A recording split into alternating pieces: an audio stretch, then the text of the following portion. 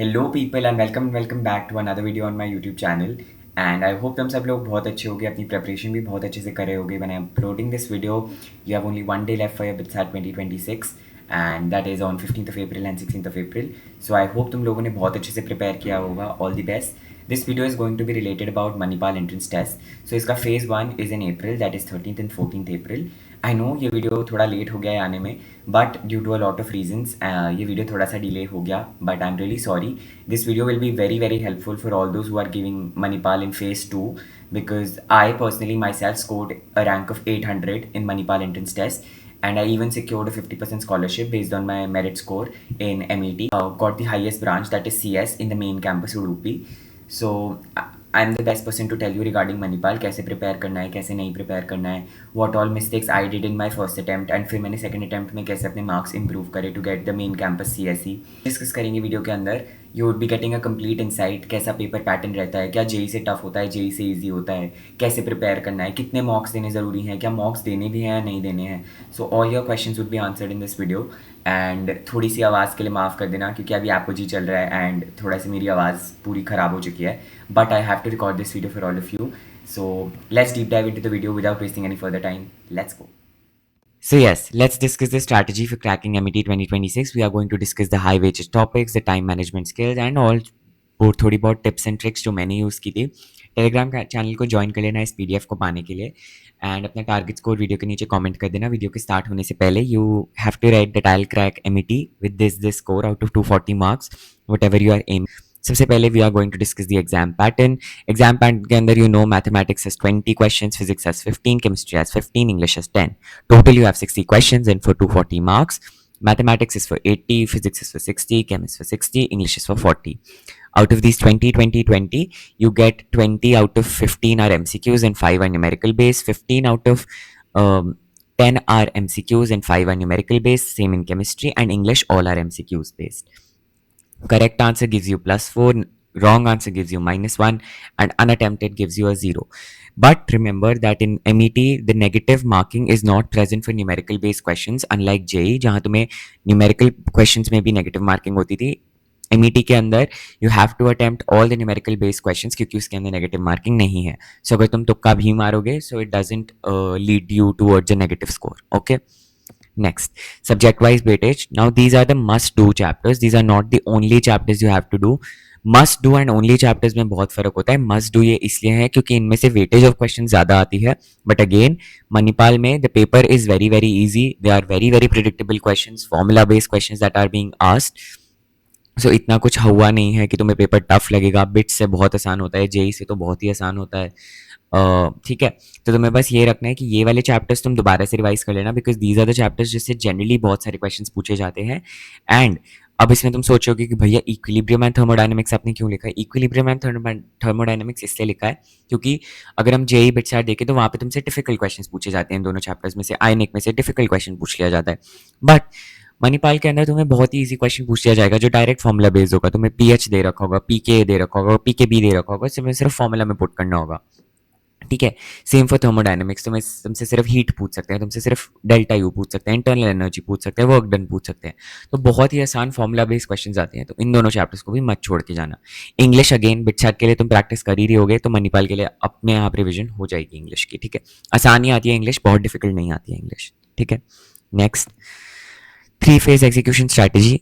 अब मणिपाल का paper pattern थोड़ा सा डिफरेंट होता है. If you start a particular section you have to complete it and उसके बाद तुम उस सेक्शन पे वापस नहीं जा सकते. For example, if you started with English so you have to attempt all the 10 questions of English. You have to complete and उसी टाइम इंग्लिश का पेपर तुम्हें सबमिट करना है. उसके बाद you would be able to go to any other subject. ठीक है. सो तुम्हें ध्यान रखना है कि तुम अपना आंसर कभी चेंज नहीं कर सकते हो. जो तुमने एक बारी भर दिया वही होगा. ऑफ कोर्स बीच में you can change the answer but वो सेक्शन को जब तुमने पूरा अटेम्प्ट कर लिया वो सेक्शन सबमिट हो जाएगा एंड उसके बाद तुम उस सेक्शन पे वापस नहीं जा सकते. Okay. So it's very very important कि तुम टाइम अच्छे से मैनेज करो. सो मेरी स्ट्रैटेजी जनरली ये रहती थी. I used to complete English and chemistry within 0 to 40 minutes. 25 questions complete हो जाते थे. एक मोमेंटम आ जाता था कि अच्छे से पेपर कर लिया है. 15 क्वेश्चन केम के हो चुके हैं एंड 10 क्वेश्चन इंग्लिश के हो चुके हैं and chem and English generally easier side पे होती है as compared to maths and physics. ठीक है, फिजिक्स में सबसे पहले न्यूमेरिकल बेस्ड क्वेश्चंस उठाओ जो जिसमें तुम्हें डायरेक्ट दिख रहा है कि ठीक है इसमें तो यार फोकल लेंथ का फॉर्मूला लग रहा है, इसको डायरेक्ट पहले कर देता हूँ, लाइट का क्वेश्चन है। ठीक है, मैथ्स में सेम ऐसे 20 क्वेश्चन में से तुम्हें एटलीस्ट 8 से 9 क्वेश्चन दिख जाएंगे जिसमें डायरेक्ट फॉर्मूला यूज हो रहा होगा, कभी स्ट्रेट लाइन का क्वेश्चन है, कभी वेक्टर 3D का क्वेश्चन है, कभी मैट्रिसेस डिटर्मिनेंट का क्वेश्चन है, जो तुम्हें पता है कि यार ये क्वेश्चन तो आएगा ही आएगा, पैटर्न बेस्ड क्वेश्चन होता है, बहुत आसान होता है। तो तुम उनको पहले सॉल्व करो 40 से 100 मिनट के बीच में। ठीक है, एंड कैलकुलेशन पे ज्यादा देर तक स्टक नहीं रहना है, अगर हो रहा है तो करो, नहीं तो नेक्स्ट क्वेश्चन पे मूव ऑन करो। ठीक है, एंड बफर तुम्हें लास्ट के 20 मिनट रखने हैं। ठीक है, अपनी आंसर शीट को चेक करो तुमने क्या ऑनलाइन सबमिशन की है, सिली मिस्टेक्स को एलिमिनेट करो।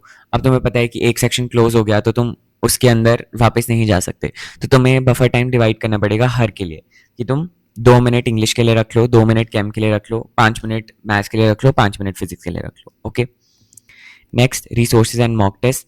केमिस्ट्री के लिए I think NCERT is the king, every line you have to read, and जो भी तुमने अपने कोचिंग के साथ नोट्स बनाए थे दैट वुड बी इनफ। उससे ज़्यादा केमिस्ट्री के अंदर कुछ नहीं करना है, कोई extra book M S Chauhan, Narendra Awasthi, कोई ज़रूरत नहीं है।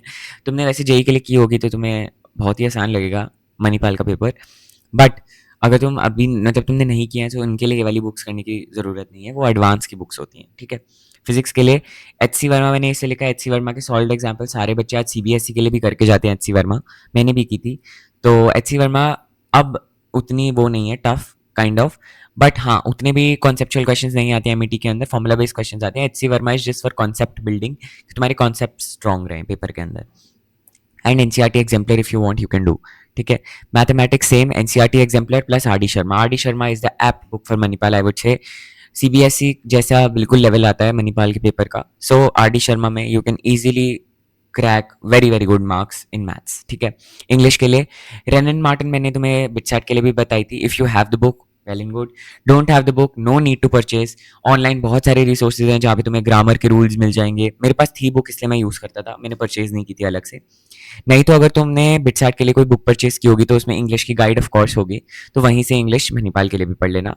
बहुत ही सिंपल सा मैंने तुम्हें बता दिया, कहीं एक्स्ट्रा जाने की जरूरत नहीं है। अच्छा, अब मॉक टेस्ट पे आ जाते हैं। 5 तुम्हें मॉक टेस्ट देने हैं टोटल, जो मैं तुम्हें बता रहा हूँ, कोई ब्रेक्स नहीं, टाइमर पूरा ऑन रखना है, 120 मिनट अपने आप को देने हैं, 2 घंटे।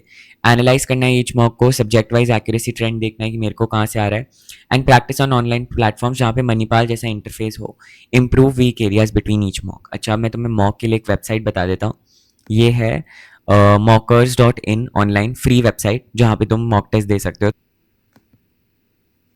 सो ये देखो, यहाँ पे यू गेट द इंटरफेस, यहाँ पे तुम्हें इंस्ट्रक्शंस दे देंगे, 4 options, test consist, you can change number of list on 10 questions, 4 sections है तुम्हें पेपर के, 4 सेक्शंस में अटेम्प्ट करना है। देखो submit test, do not click the submit test button, यहाँ से तुमने स्टार्ट कर दिया, इंग्लिश लैंग्वेज के अंदर तुमने टेस्ट स्टार्ट कर दिया। और जैसे तुम्हारा मैथमेटिक्स है तो मैथमेटिक्स तुमने कर लिया, फिर उसके बाद तुम यहाँ से सेक्शन चेंज करो, इंग्लिश, इंग्लिश का तुमने कर लिया। So yes, pretty much this was what we had to talk in this video.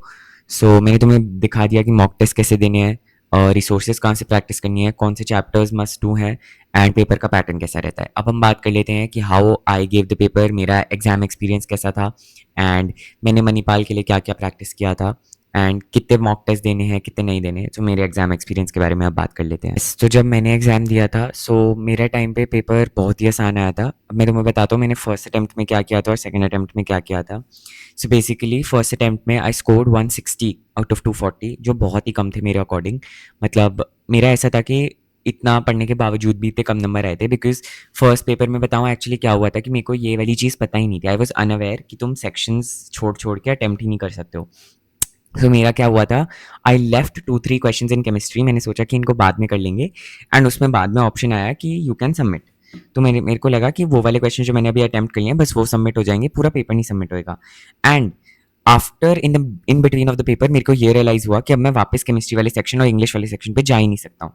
सो मैंने बाई चांस क्वेश्चन स्किप कर दिए, तो मेरे 3 न्यूमेरिकल बेस्ड और 2 एमसीक्यूज केमिस्ट्री में छूट गए, and chemistry was my strongest subject कि जाके मेरी जेई में 99 परसेंटाइल आई थी जेई मेंस में, वहीं मैंने मणिपाल में क्वेश्चन छोड़ दिए बिकॉज ऑफ दिस ब्लंडर कि मेरे को एग्जाम पैटर्न ही नहीं पता था। So that's why I am making a video for all of you.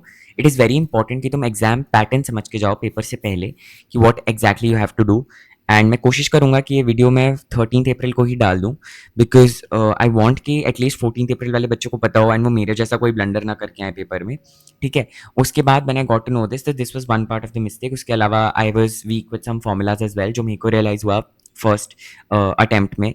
तो मैंने सोचा कि ठीक है, I will focus more on formula based questions, and maths में, मतलब मैथ्स मेरी जेईई से थोड़ी-सी वीक थी, तो मैंने सोचा कि मैथ्स में at least I will do the chapters जिनमें I know at least all the formulas, जितने भी फॉर्मूलाज हैं, बेसिक टफ, वो वाले टफ फॉर्मूलाज भी मैं करके गया था मणिपाल के लिए। एंड ट्रिग्नोमेट्री की आइडेंटिटीज फिर से रिवाइज करी 11th स्टैंडर्ड की, वो वाले बेसिक बेसिक एनसीईआरटी के क्वेश्चंस फिर से रिवाइज किए। सो सेकंड अटेम्प्ट में I score 210 out of 240 and मेरी रैंक अराउंड 800 आई थी। एंड उसके चक्कर में I got that CSE in main campus Manipal. So this is what I improved in second attempt, जो मेरे को लगा that I focus more on name reactions in organic, specially POC के सारे ट्रेंड्स याद करे, सॉल्ट एनालिसिस अच्छे से दोबारा से रिवाइज किया, जहाँ जहाँ मेरे को लग रहा था कि मैंने फर्स्ट अटेम्प्ट में गलती की थी वो करी ठीक। एंड फर्स्ट अटेम्प्ट के लिए मैंने एमईटी का कोई भी मॉक पेपर नहीं दिया था, बट सेकंड अटेम्प्ट में I give 2 mocks before the paper. So देखो, अब मॉक की frequency depends upon person to person. अगर तुम्हें लग रहा है कि तुम्हारी 2 मॉक्स के अंदर ही अच्छी प्रैक्टिस हो चुकी है, सो तुम स्किप कर सकते हो और मॉक्स देना, but minimum you have to give are 2, maximum you can give is 5। So yes, अच्छे से देना paper with all vigilant mind, सब कुछ अच्छे से सोच कर, ठीक है? And don't do any silly mistakes in the paper. This was all for this video. I hope तुम्हें इस वीडियो से काफ़ी बेनिफिट हुआ होगा, तुम्हें पेपर पैटर्न समझ में आया होगा कैसे अटेम्प्ट करना है। एंड मेरा एग्जाम एक्सपीरियंस कुछ ऐसा था। सो तुम लोग भी अच्छे से करो paper. I hope you score really really good. We would be meeting in one other video. Till then, bye bye.